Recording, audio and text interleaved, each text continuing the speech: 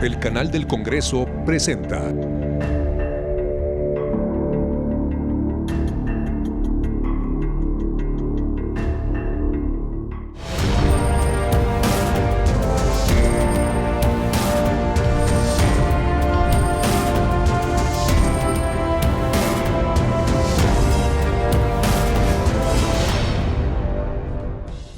Sean bienvenidos y bienvenidas a Cámara Alta. Al arranque de la actual legislatura, el senador Manuel Añorbe alertó sobre la calidad del agua que se comercializa mediante garrafones por empresas conocidas como rellenadoras. Y es que según una investigación, el 70% de estos negocios no cumple con los estándares para garantizar la sanidad del agua. A continuación, los detalles de esta importante información que, ojo, pone en riesgo la salud de familias enteras. Debido a la desconfianza de los mexicanos para tomar de la llave, nuestro país ocupa los primeros lugares en consumo de agua embotellada a nivel mundial, medida que a largo plazo resulta una forma poco ecológica de solucionar la necesidad de acceso a agua limpia. No tomar agua purificada, por supuesto que tiene graves riesgos de salud, principalmente las enfermedades relacionadas con una mala calidad del agua son enfermedades gastrointestinales. Hay una correlación muy importante entre una agua de calidad y disminución de gasto de las familias por consultas médicas y por medicamentos. Entonces, es un tema relacionado completamente con la salud de las personas, pero también tiene que ver mediano y largo plazo con un tema de salud pública. Por esta razón, el senador Manuel Añorbe Baños planteó modificar leyes para regular y supervisar a los establecimientos purificadores de agua conocidos como rellenadoras, pues según cifras a su alcance, el 70% no cumple con los estándares de calidad para garantizar que el líquido no está contaminado con bacterias, materia fecal o químicos. El artículo 4 constitucional en el que se señala: toda persona tiene derecho a la protección de la salud. La ley definirá las bases y modalidades para el acceso a los servicios de salud y establecerá la concurrencia de la Federación y las entidades federativas en materia de salubridad general. Añorbe Baños dijo que en 2020 se contabilizaban 24,000 establecimientos de este tipo en todo el país. Un empresario dedicado al abastecimiento de agua en oficinas y escuelas explica la importancia del mantenimiento de los equipos. La industria en México está principalmente formada por garrafón. O sea, el consumo en México es 95% garrafón, ya sea comprado nuevo o rellenado en algún punto de estos. Y el resto es purificación en sitio. En un establecimiento de ese tipo, donde rellenas garrafón, el mantenimiento tiene que ser mensual. ¿Ok? Entonces sí es muy importante el mantenimiento, que la gente tome conciencia que esas soluciones funcionan y sí dan agua de calidad si cuentan con un procedimiento de mantenimiento correcto. Dependencias como la Secretaría de Salud y los consumidores debemos velar por tener agua de calidad. Lo que nos toca a nosotros es mejorar la prestación del servicio, es pedir a las autoridades que trabajemos junto, el Estado, que son los que están siendo responsables del derecho humano al agua, no son solamente los organismos operadores. El artículo 4 de la Constitución lo dice muy claramente, que es el Estado, y por tanto pues son los tres órdenes de gobierno y la sociedad civil la que tendrá que garantizar que el agua que llegue a nuestros hogares sea agua potable, y entonces en esa medida pues el agua embotellada o el agua de estas empresas pues realmente será una opción más. A la propuesta del senador Añorbe, entregada a la Comisión de Economía de la Cámara Alta, se suma la inquietud de quienes ven la necesidad de mejorar tuberías para que podamos confiar en el agua de la llave. Apoyamos cualquier iniciativa que tenga como objetivo último el promover y cuidar la salud de los habitantes de México. Ojalá que sea también un pretexto más para poder poner el tema en la mesa de las causas reales, de las causas de fondo, y que podamos en conjunto el Estado mexicano pues poder transitar hacia el cumplimiento del derecho humano al agua y al saneamiento. No es un problema privativo de México. Las redes públicas les hace falta mucha inversión. Si quieren regular a los expendios, que si son 20,000 o 25,000 expendios de agua purificada en sitio, pues también vale la pena replantear el tema de la calidad del agua de las redes públicas.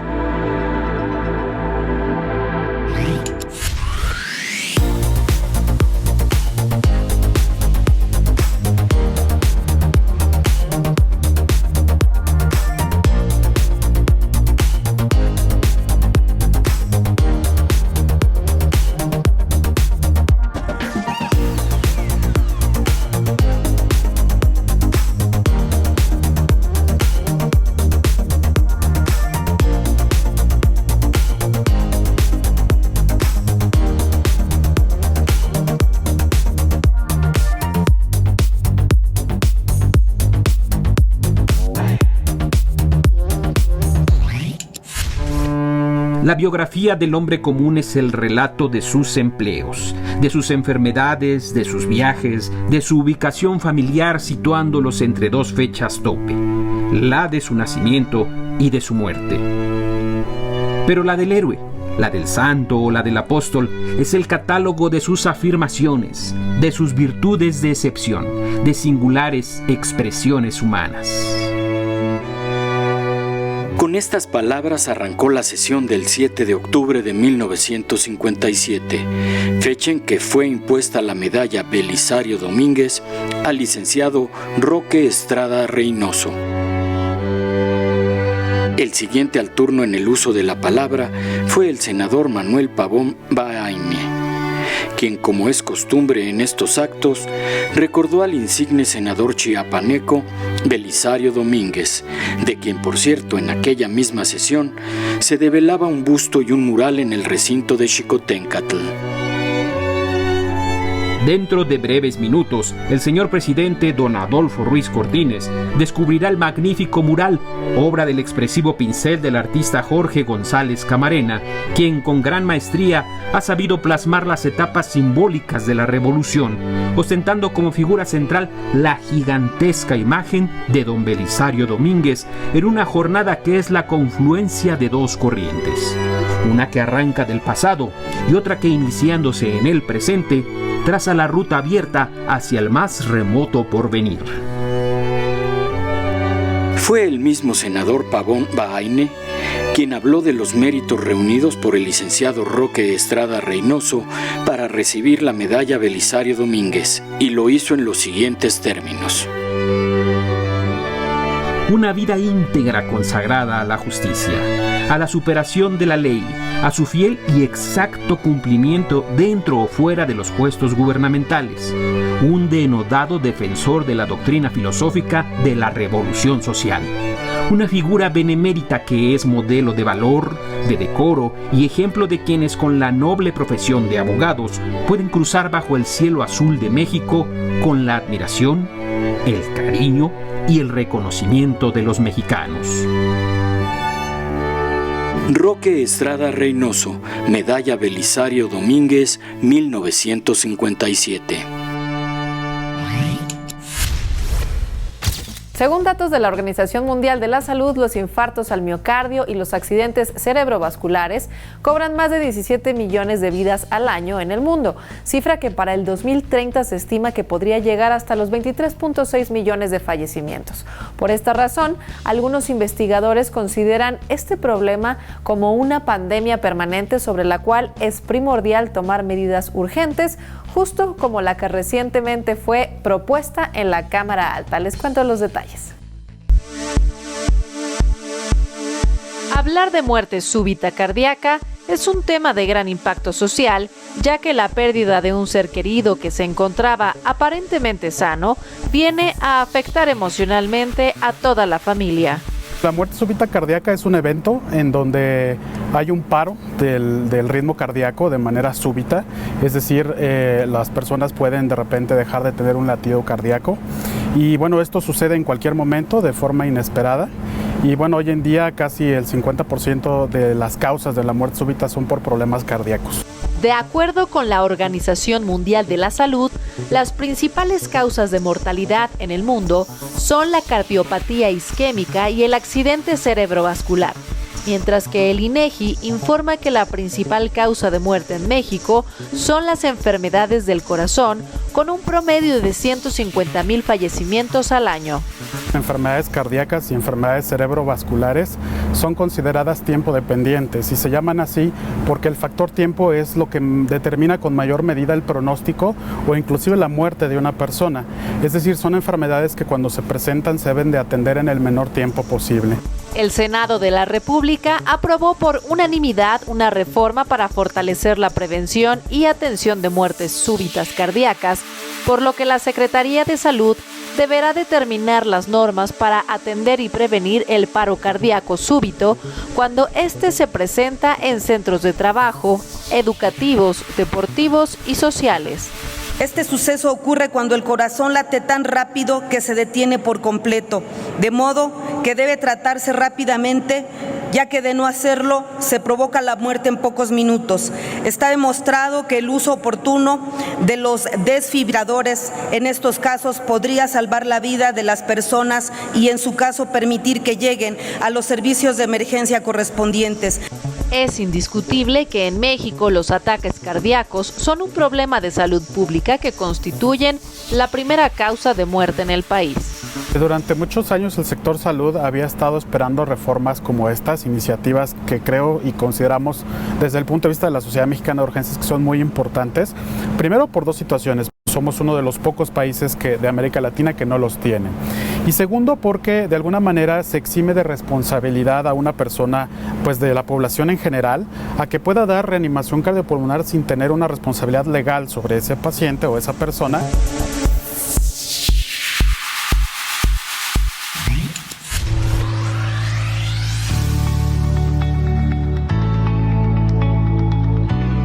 Esta demanda que presentó el gobierno mexicano, por supuesto a través de la Cancillería, representa un antecedente muy importante, como usted mencionó, inédito, en tanto que se demandan a los que son productores, distribuidores de armas y vendedores también. ¿Tiene realmente posibilidades de avanzar en el sistema judicial estadounidense esta demanda?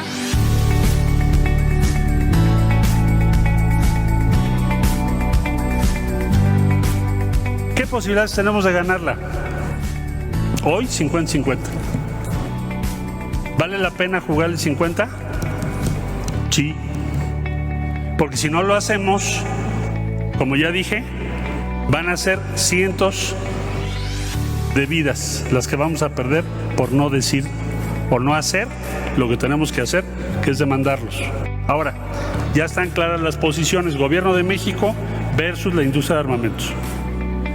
Ahora, México no está cuestionando la venta legal, ¿eh? O sea, no estamos planteando a los Estados Unidos, sería ingenuo, la prohibición de las armas. Nos encantaría, pero no podemos hacerlo, porque no tendría efecto alguno.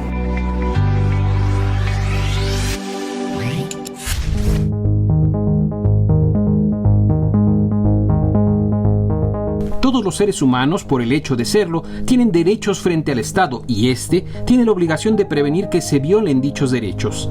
El Estado también tiene la obligación de investigar y sancionar cuando se presume violación de derechos y asimismo tiene la obligación de restablecer y reparar los daños causados en caso de que se compruebe dicha violación. El derecho a la propiedad es la prerrogativa que tiene toda persona de usar, gozar, disfrutar y de disponer de sus bienes de acuerdo con la ley. Dicho derecho será protegido por el Estado, por lo que nadie podrá ser privado ni molestado en sus bienes, sino en virtud de un juicio que cumpla con las formalidades esenciales del procedimiento. Por otra parte, toda persona tiene derecho a que sea respetada su identidad de género y a ejercer su sexualidad con plena libertad, seguridad y responsabilidad. Asimismo, las personas tienen derecho a decidir de manera libre e informada el número de hijos que deseen tener y el espaciamiento de los mismos. A esta prerrogativa se le denomina derechos sexuales y reproductivos.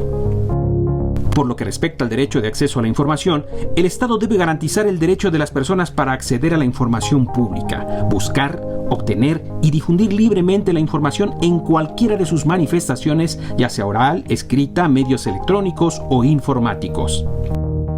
La Comisión de Derechos Humanos del Senado de la República cumple con una de las más altas encomiendas al proteger y promover los derechos humanos y libertades fundamentales en México.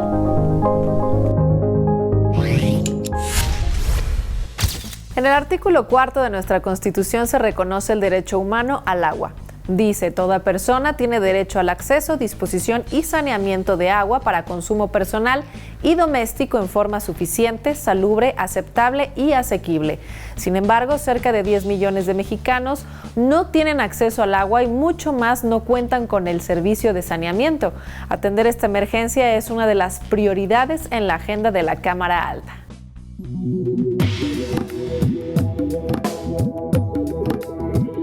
Para hacer frente a la crisis del agua que vive México en la actualidad, Legisladores y organizaciones civiles buscan que en el Senado se discuta y apruebe una nueva ley de aguas nacionales, con el objetivo de garantizar el derecho humano al vital líquido, hacer una gestión sustentable de este recurso y restaurar las cuencas hídricas.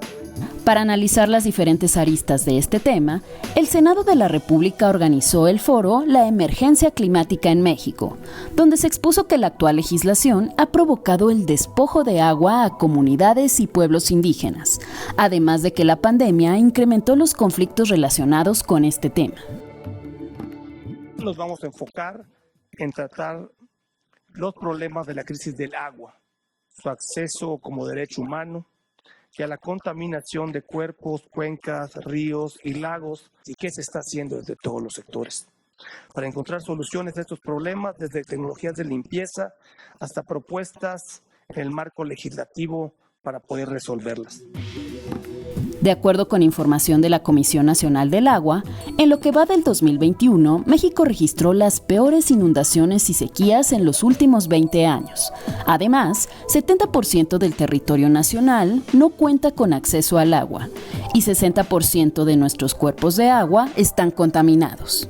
Organizaciones de la sociedad civil reconocieron que la actual crisis hídrica se debe en primer lugar a la aprobación de la Ley de Aguas Nacionales en 1992, la cual sustituyó una gestión del agua basada en la soberanía nacional por una que abrió el agua al mercado, otorgando un exceso de concesiones que sobreexplotan los mantos acuíferos. Asimismo, enfatizaron que el 70% del volumen de aguas concesionadas están en manos de 2% de los titulares, mientras que 25 millones de mexicanos solo tienen acceso al agua en su vivienda 2 o 3 veces a la semana. Hay un sobreconcesionamiento de derechos de agua y peor aún, hay extracción de volúmenes de agua muy superiores a lo que viene definido por esos mismos derechos. Pues estamos hablando de que no hay un derecho en materia hídrica, no está derecho en materia hídrica, que hay graves deficiencias, porque es una situación que existe, se tolera y vulnera a comunidades, ecosistemas. En ese sentido, los legisladores trabajan para redefinir una nueva política nacional del agua a fin de hacer una distribución más equitativa y sustentable, en la que se incorporen recursos humanos, capital financiero e instrumentos jurídicos para sentar las bases que definan hacia dónde se quieren canalizar los recursos del Estado.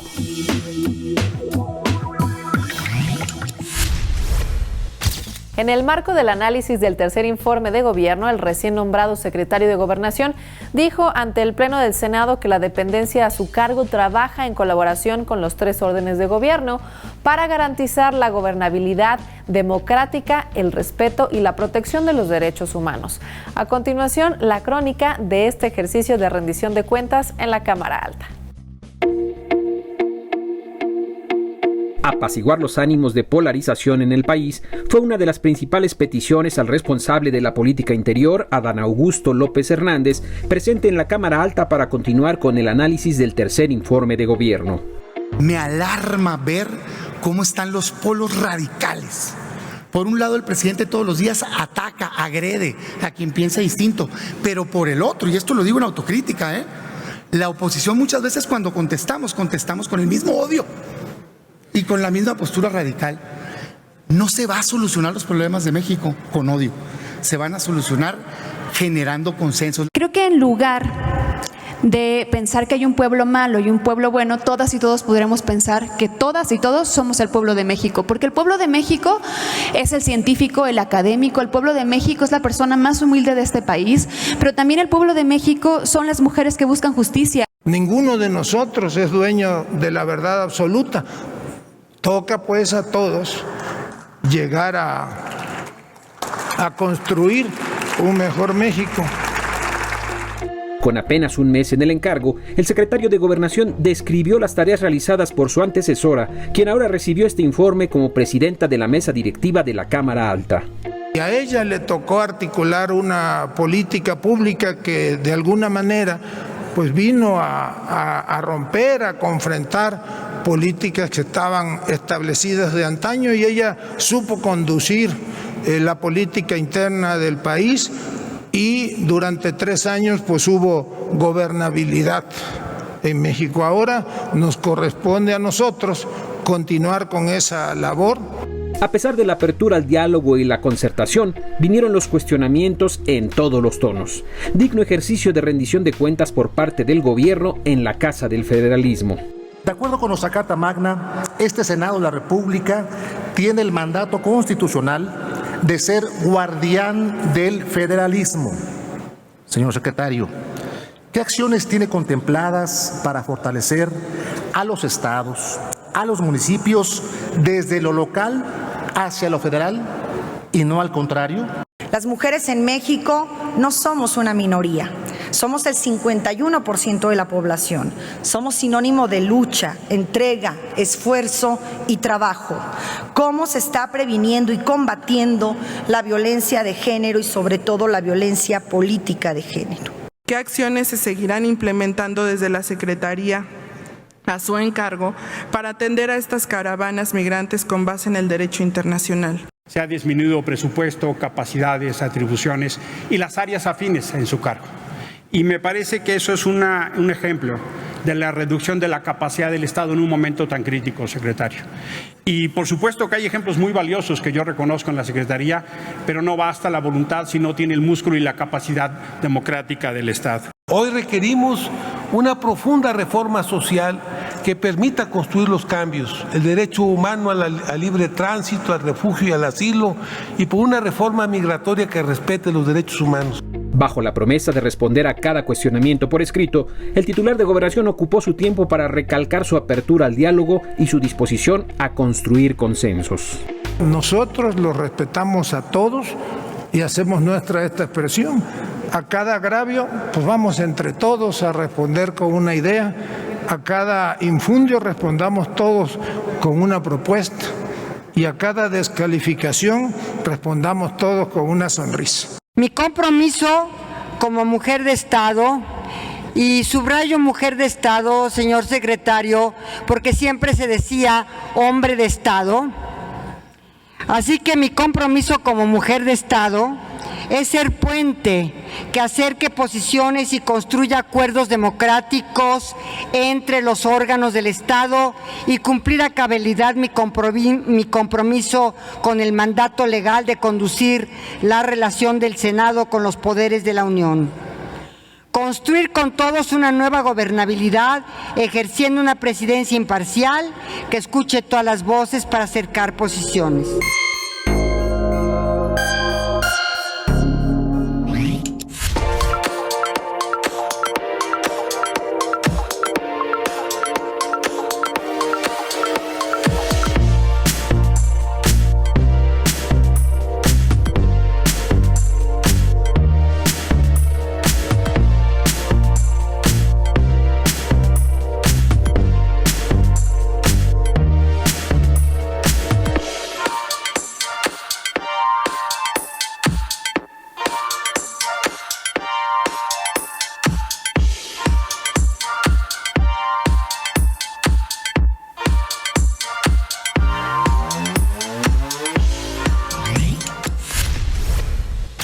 De esta forma llegamos al final de la presente entrega de Cámara Alta.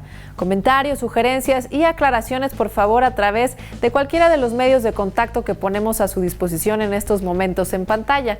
Ante el COVID, no está de más recordarles que sigan tomando todas las medidas preventivas y si aún no lo han hecho, les sugerimos que acudan cuanto antes a vacunarse. Soy Paulina Usigli. Hasta la próxima.